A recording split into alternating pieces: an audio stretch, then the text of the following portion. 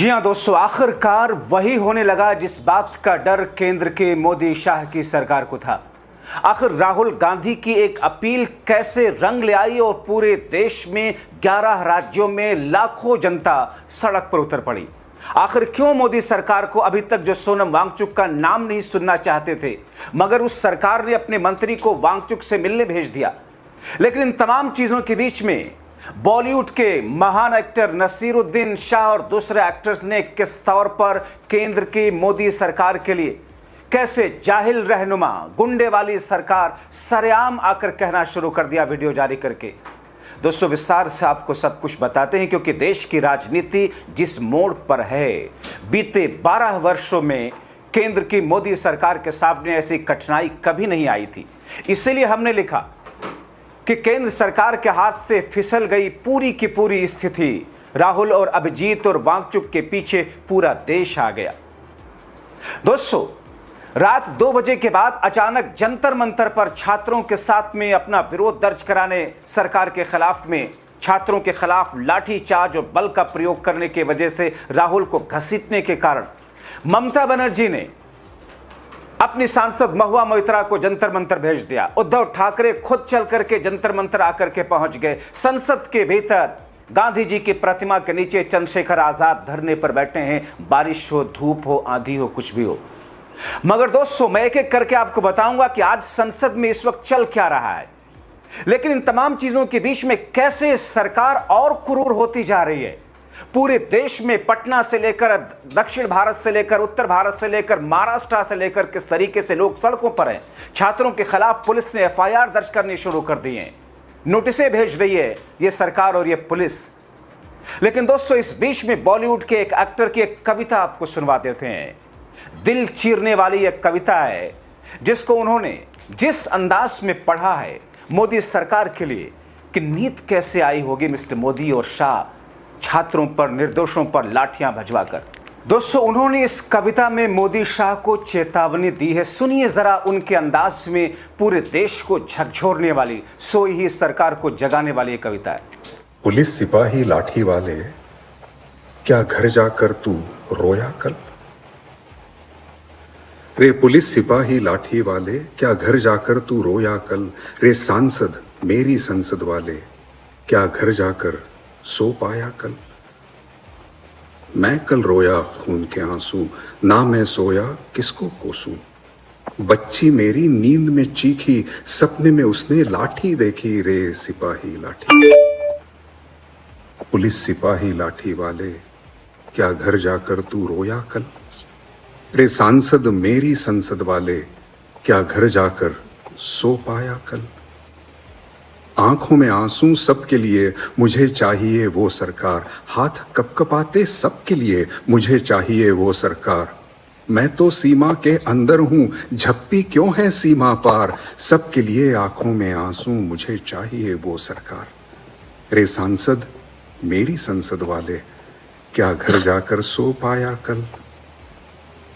ट्रोलियां मुझको देने वाले, ट्रोलियां मुझको देने वाले, सहचर हो तुम साथी भी। भारत माँ की कोख से जन्मे, मैं भी, तू भी, ये भी, वो भी। लेकिन हाँ, रे सांसद मेरी संसद वाले, क्या घर जाकर सो पाया? वाकई दोस्तों, सरकार को नींद कैसे आई होगी, पुलिस कमिश्नर को नींद कैसे आई होगी, जिन्होंने निर्दोष छात्रों पर जिस तरीके से बर्बरता की है, राहुल गांधी को जिस तरीके से घसीट कर उठाया गया, देश के भविष्य के लिए फरियाद ही तो कर रहे थे। इस बीच में दोस्तों, संसद के भीतर की कुछ अपडेट दे देते हैं, जहां पर राहुल गांधी समेत अखिलेश यादव ने मोदी और शाह के सामने भड़कते हुए लोकसभा स्पीकर की धज्जियां उड़ाई। क्योंकि लोकसभा स्पीकर दरअसल अखिलेश यादव को, समाजवादी पार्टी के मुखिया को, बोलने का टाइम नहीं दे रहे थे।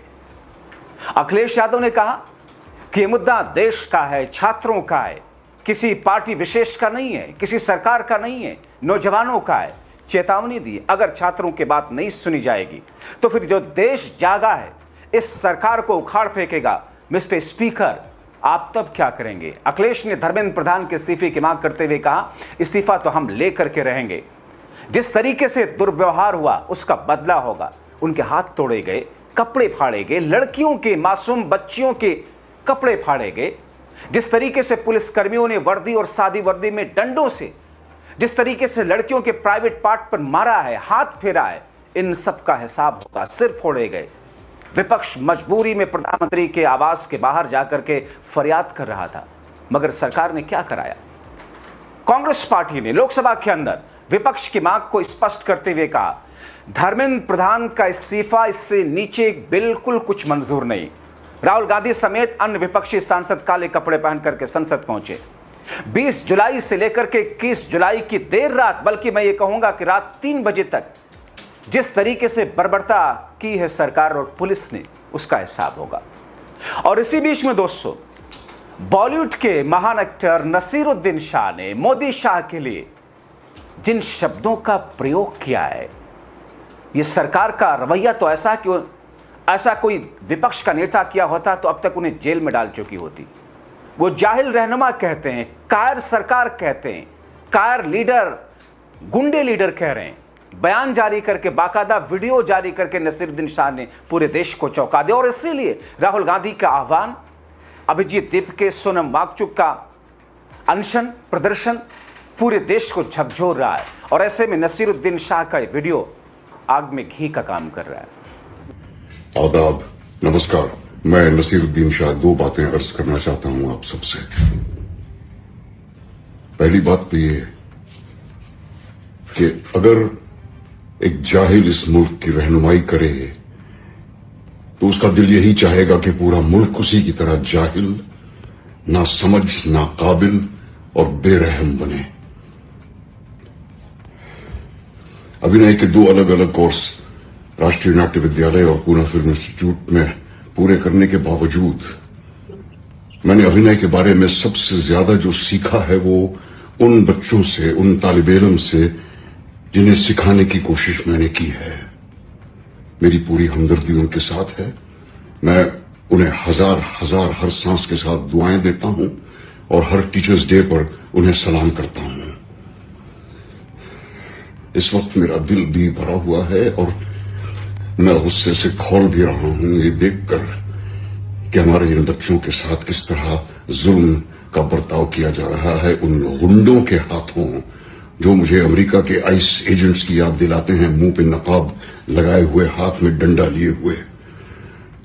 कभी अपने बच्चों के बारे में भी सोचा करो और ये भी सोचो कि तुम्हारा अंजाम तुम्हें भी एक दिन मिलेगा जरूर। इन सब बच्चों से मैं कहना चाहता हूं कि हिम्मत ना हारें। बहुत से लोगों की हमदर्दी आपके साथ है, बहुत से लोग आपके साथ हैं। आप लड़ते रहें। मुझे हमारे मुल्क की युवा पीढ़ी से हमेशा उम्मीद रही है और अब वो उम्मीद और उजागर हो गई है। आप लोग अपनी लड़ाई लड़ते रहें, हम सब आपके साथ हैं। और इस मुल्क की हुकूमत को मैं सिर्फ इतना कहना चाहता हूं, सब याद रखा जाएगा। मगर दोस्तों, सरकार है कि क्रूरता पर उतारू है। दिल्ली से लेकर राज्यों तक सरकार बर्बरता कर रही है। अलग अलग शहरों में, अलग अलग राज्यों में इस वक्त लोग सड़कों पर हैं। विपक्षी पार्टियों के नेता सड़कों पर हैं, कार्यकर्ता सड़कों पर हैं, देश का युवा सड़कों पर है। संसद भवन मार्च के दौरान जिस तरीके से छात्रों के साथ जो कुछ किया इस सरकार ने, अलग अलग छात्र संगठनों ने बिहार में राजभवन के सामने धरना किया, प्रदर्शन किया। गांधी मैदान के पास पुलिस रोक लेती है, लाठीचार्ज करती है, आंसू गैस कर छोड़ती है। ये तब जब कुछ इतना हो चुका है।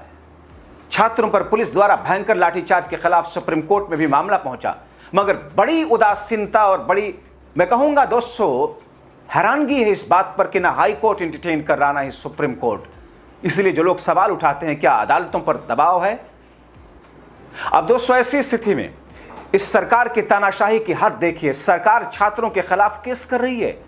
छात्रों के सपोर्ट में मुंबई में विरोध प्रदर्शन के बाद मुंबई पुलिस ने बड़ी संख्या में प्रदर्शनकारियों को व्हाट्सएप के जरिए नोटिस भेजा। प्रदर्शन के दौरान पुलिस ने सैकड़ों लोगों को हिरासत में लिया, करीब 10 एफआईआर दर्ज की, 300 से अधिक लोगों के खिलाफ केस दर्ज किया। शिवाजी पार्क में प्रदर्शन में शामिल करीब 600 लोगों के नाम एफआईआर हैं। इस तरीके से करीब 1000 प्रदर्शनकारियों का नाम पुलिस के रिकॉर्ड में शामिल किया गया। द इंडियन एक्सप्रेस की रिपोर्ट के अनुसार पुलिस अधिकारियों ने पुष्टि की है कि इनमें से कई लोगों को नोटिस भेज चुके हैं, पूछताछ के लिए बुलाया जा रहा है। तो फिर दोस्तों, ये सरकार किस लिए है? हमने डेमोक्रेसी की परिभाषा आप सब ने हमने पढ़ी है, for the people, by the people. तो जहां जनता ही मालिक है, वहां जनता को ऐसा गुलाम बना दिया गया है जिनके कदमों में, पैरों में बेड़ियां और हाथों में हथकड़ियां डाल दी गई हैं और ऊपर से घसीट घसीट कर उन पर लाठी बरसाई जा रही है। सरकार का यह चरित्र हमने तो कल्पना नहीं की थी, और इसीलिए शायद अब अंधभक्त भी अपनी अकल में एक बार फिर से रिवाइज कर रहे हैं चीजों को। क्या हमने ये चीजें तो नहीं मांगी थी? जागिए, सोचिए, समझिए, अपनी राय लिखें।